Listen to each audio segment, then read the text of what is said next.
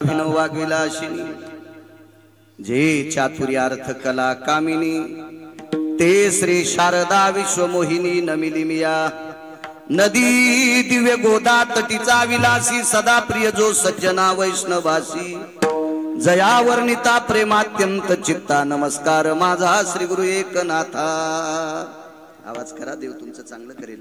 करा थोडासा आवाज करा करा करा करा करा वाढवा वाढवा करा, याचा विको कमी करा, बेस कमी करा, कडक आवाज करा, चांगला छानसा करा। वा वा वाढवा वाढवा वाढवा, रड्याशिवाय माय पाजित नाही, तुम्ही कसे वाढताल? विठाला विठाला विठाला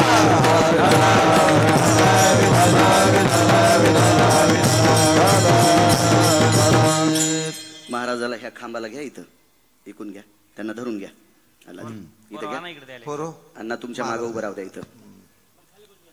नाही नाही अहो बसता का? उभं राहा उभं राहा, नाही तर खुर्ची द्या आणि एक बसायला द्या ना, एक खुर्ची द्या रिकामी, या ऐकून घ्या, इथं घ्या, या इथं द्या खुर्ची। विठाला विठाला विठाला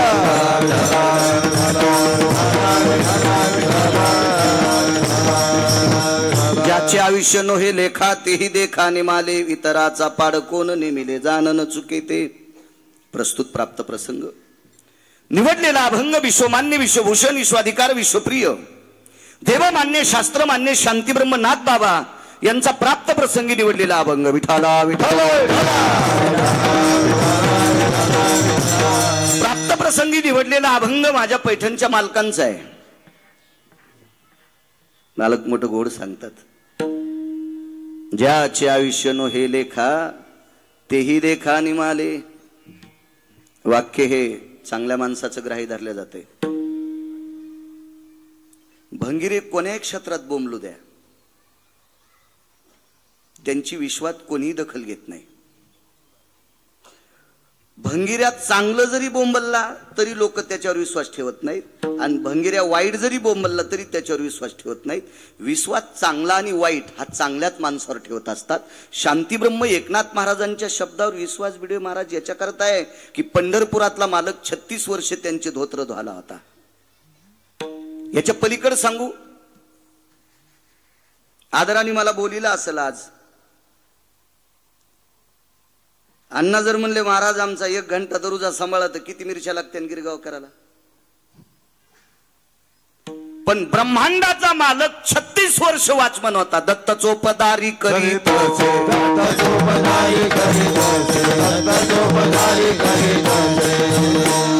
निळा म्हणे देव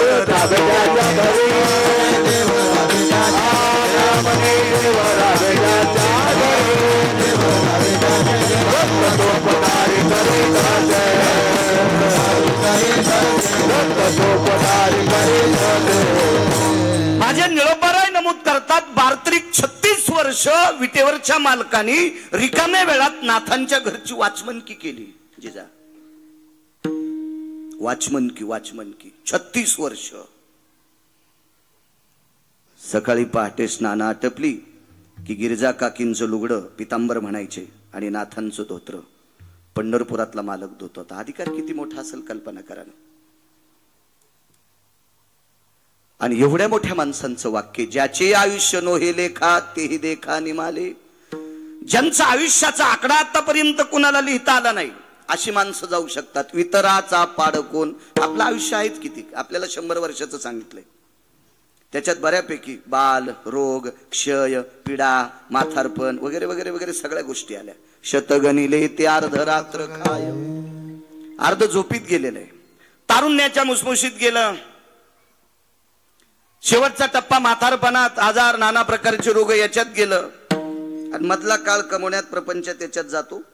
100 वर्षाचं आयुष्य, ज्याचं आयुष्य लिहिता येत नाही ती जातात। वितराचा पाड कोण नेमिले जानन चुके ते। ठरलेलं चुकत नसते, माणसं उग म्हणत असते काय करावं, आजार आमच्या लक्षात आलता पण ॲम्ब्युलन्स भेटली नव्हती। मूर्खपणाचं टोक आहे।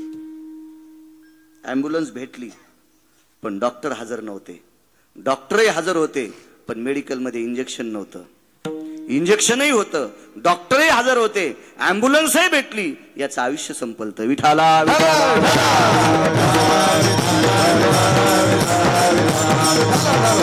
आयुष्य संपल्याच्या नंतर विश्वातल्या कोण्याही व्यक्तीला थांबता येत नाही. ज्यानं तुम्हा आम्हाला निर्माण केलंय, तुम्हा आम्हाला सांभाळण्यासाठी ज्याचा अवतार आहे, येरती पामर जीवा घेते, येरती पामर जीवा घेते, येरती पामर नाही आले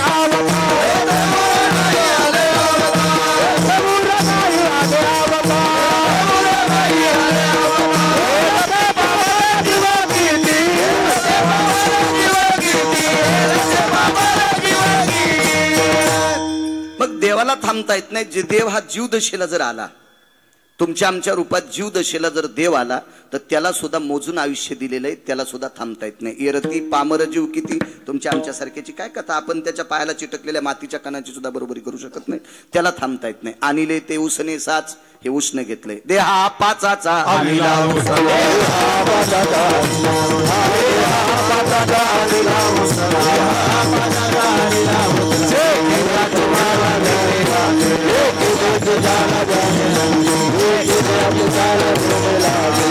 हा पंचतत्वाकून घेतलेला आहे. दोन्हीचा लेवल आठवा. आणले ते उसने साच, देणे तयाचा प्रकार. दोन्ही पक्वात एका स्वरात लावा. उष्ण आणलंय आणि उष्णी वस्तू परत करावं लागत असती. खालच्या लोकांना धोके देताल तुम्ही, यमाला नाही धोका देतात. यम लय रगील आहे, त्याच्या इतका रगील जगातच नाही कोणी. रावण किती मोठा होता माहितीये? रावणाची एक चौकट टिकल्यावर 35 बारे आमदार होता येत होतं. कोणाची मायविली त्याच्या विरोधात फॉर्म भरायला? एक चौकट इकल्यावर 35 बारे आमदार होता येत होतं. 35 अशा 7 कोटी चौकटी होत्या. दुपारी 2:18 यमानं गजमल दादा आपतो हाणलाय. तर 4 आणि 2 कोटीवाल्यानं कशाला उंदरावानी उड्या हाणायच्या? विठाला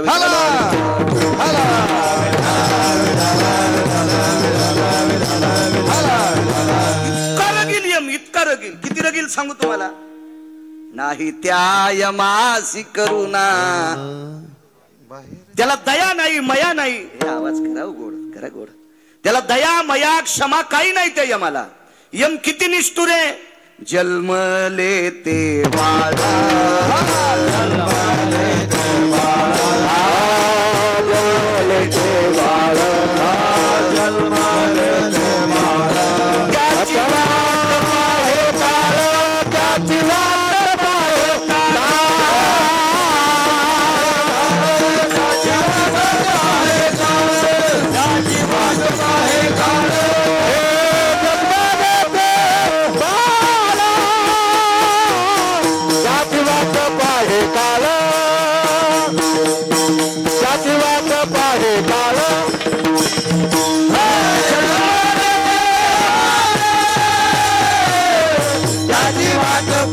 काळ, त्याची वाट पाहे काळ. जन्मले ते बाळ, त्याची वाट पाहे काळ. म्हणजे यमाला निष्पाप जन्माला आलेले लेकरू निष्पाप असते. ते कोणाला शिवी देत नाही, कोणाला वाईट म्हणत नाही, त्याला आपलं तुपलं कळत नाही, काही विषय नाही. मग अशा अवस्थेत असलेल्या बाळकाला सुद्धा यम दया करत नाही. जन्मले ते बाळ, त्याची वाट पाहे काळ. यम इतका निष्ठुर आहे. आणि का द्यावं लागतंय उष्ण? आपण खालच्यांना धोके देऊ. एक जण म्हणला, मी एका बाईनं सांगितलं, मी आमक्या कोणी 1 शेरभर पीठ आणलं, तिचं दिलं नाही. नको देऊ तू, याच्यानंतर तुला ती बाई पुन्हा उष्ण देणार नाही. पण यमाचं नाही व्हिडिओ महाराज ठेवता येत. यम इतका रगिले, इतका रगिले. पंढरपुरातल्या मालकानं हे पंचतत्वाकून आपल्याला शरीर दिलं आणि सांभाळायला यमाकडे दिलं. किती रगिले सांगू तुम्हाला. दात पडल्यावर का होत नाही, पण घेऊनच जाते. देह हे काळाचे, धन कुबेराचे, काळाचे धन कुबेराचे.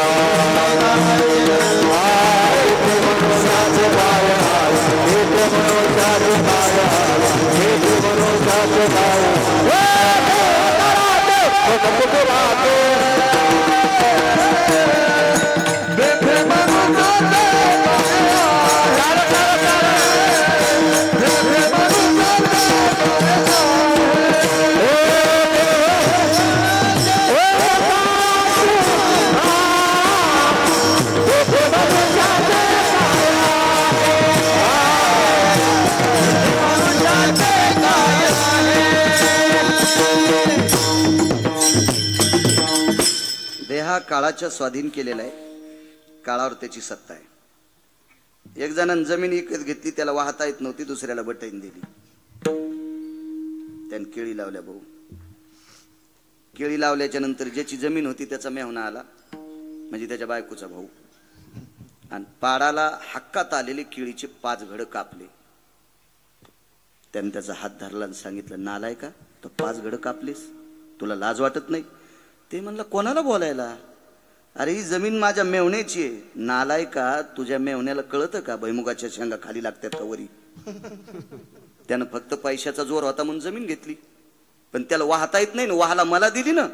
रात्री बेत्री सर्प विंचू काढा कसले काटे कुटे याचा विचार न करता मी पसा पाणी घातलंय. आई लेकराला जशी पाचती मी तशा केळी मोठ्या केल्या, निघला बोंबलत आणि 5 घड कापलेस तो, याच्यातले 2.5 घड माझे. चल उठ. कोणाची सत्ता आहे त्या रानावर? जो वाहतोय त्याची. असल मालक कुठं बसलेला? एशीच्या कॅबिन मध्ये. पण सत्ता कोणाची आहे? वाहणाऱ्याची. मग हे पंढरपुरातल्या मालकानं दिले, पण याच्यावर सत्ता कोणाची आहे? यमाची आहे. विठाला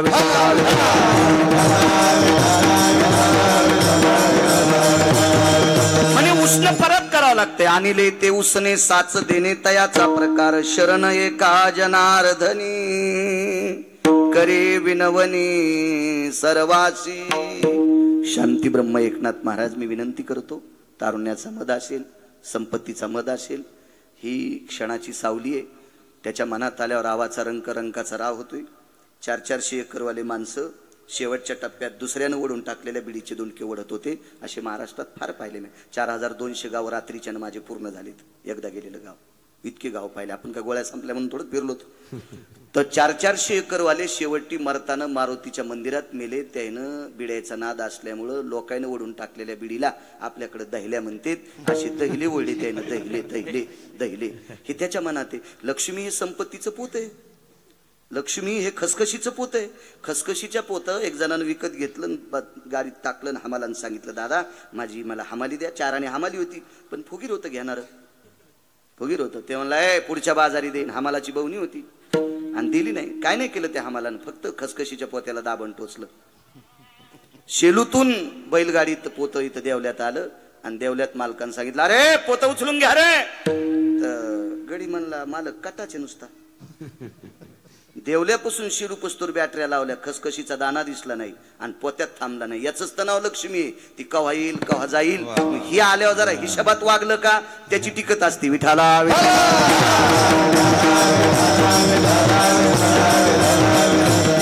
काय नाही, लक्ष्मी संपवायला फांद्याला किडा लागला की बुड किती खपके असू द्या, काय कामाचं नसतं ते. फांद्या मोडल्या की बुडाची सावली कोणाला लागत नसती. फांद्या व्यवस्थित असावं. लक्ष्मी टिकण्यासाठी लेकरं चांगले निघले, ते जर बुटा हरपून येत असतील तर काय करायची ती संपत्ती? ती तुया देखता जाणार आहे, तुया 13व्याला राहणार नाही. विठाला मी म्हणत नाही. म्हणून पैठणचे मालक म्हणतात, शरण एका जनार्दनी करी विनवनी सर्वासी. म्हणून शांती ब्रह्म एकनाथ महाराज सांगतात, जरा हिशोबात वागा, सावध वागा. साधा सोपा सरळ अभंगाचा अर्थ झालं कीर्तन. विठाला विठाला.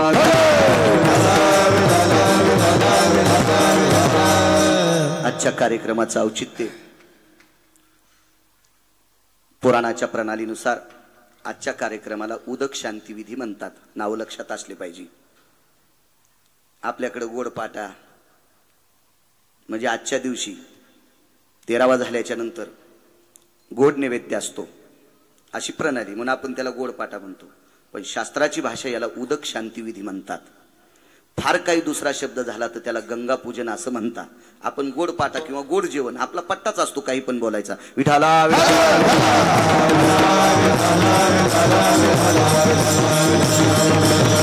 असा हा उदक शांती विधीचा कार्यक्रम. याला एक दुसरं नाव आहे मोक्षगंध. याला तिसरं नाव आहे मोक्षगंध. जिजा मोक्षगंध कशाला म्हणतात?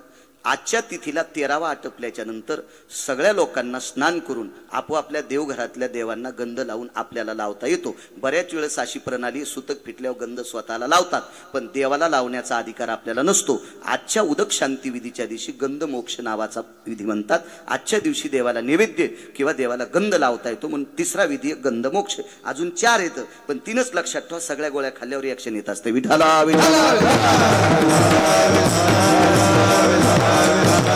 आणि तो गंधमोक्षाचा उदक शांती विधीचा गंगा पूजनाचा कार्यक्रम स्वर्गीय वैकुंठवासी नामनिष्ठ एक उत्कृष्ट प्रकारचे नामधारक आणि पंढरपूरच्या मालकावर, आळंदीच्या मालकावर, देहूच्या मालकावर आणि पैठणच्या मालकावर जीवापाड श्रद्धा असणारी व्यक्ती स्वर्गीय उत्तमरावजी दादा विश्वाच्या मालकाच्या सानिध्यात विलीन झाले. किती निष्ठा देवावर, किती निष्ठा. भाऊ तुम्ही बऱ्याच वेळेस म्हणला असताना चारीधामला चला, खूप वेळेस म्हणला असताल तुम्ही चला चारीधामला, नाही गेले नाही. दादांचं ते वाक्य आठवल्या वैकुंठवासी स्वर्गीय साहेबराव महाराज सोनोटीकरांचं वाक्य आठवलं. मी लहान असताना ते कीर्तनात मला म्हणले, बाळू घरी बसायचे, आमच्याकडे पांचाळाच्या बैठकीत असायचे. ते मला म्हणायचे, बाळू नवरात्रीतला घट जरी मांडायचा तर त्या घटावर पांडुरंग मांडायचा, त्या घटावर रुक्मिणी आई साहेब मांडायची. इतकी ताकद असायची, एवढी श्रद्धा. आपुला तो एक देव करून घ्यावा, आपुला तो एक देव, आपुला तो एक देव करून घ्यावा, आपुला तो एक देव करून घ्यावा. देवीला जीवा सुखानो, देवीला जीवा सुखानो, देवीला जीवा सुखानो.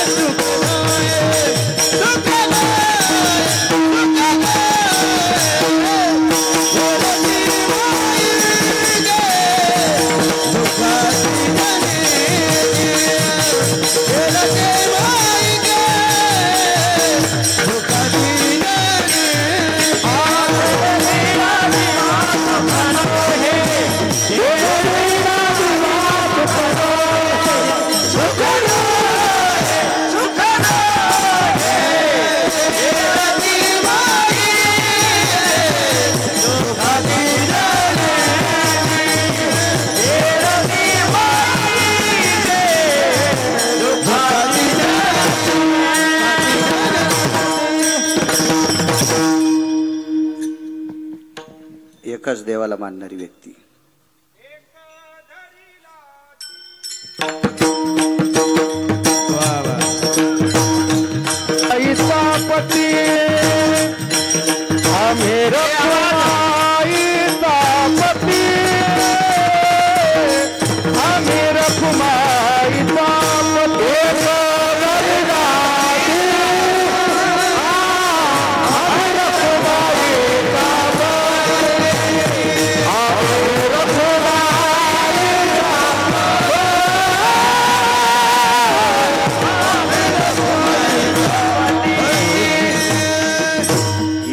धरीला चित्ती आम्ही रखुमाईचा पती. माणसं कीर्तन ऐकतीत म्हणजे हिशोबात येत काय, त्या आग्या मोळाच्या माश्या आहेत. पांडुरंगाचं चिंतन ऐकले की इकडं, आणि एखाद्यानं सांगा अमक्या जागेवर लिंब कापले की पोरग होतंय, निघाला तिकडे बोकड्या घेऊन सुमल्या. शेंदरी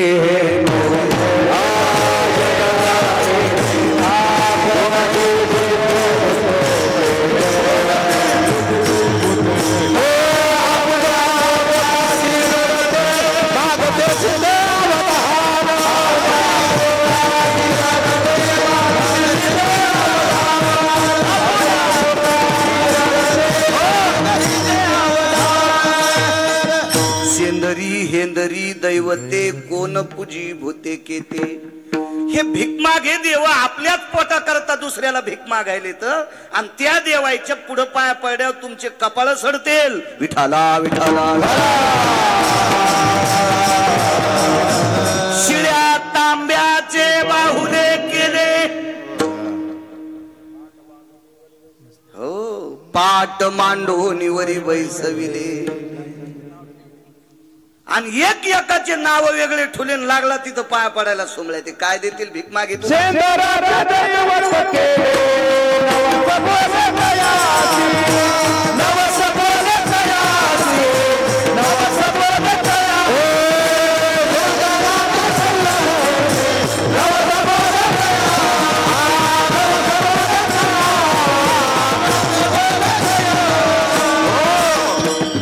सेंदराचे दैवत केले नवस बोले तयासी. काय अर्थ आहे त्याला? संप्रदायावर वारकरी संप्रदायावर दादाची निष्ठा होती.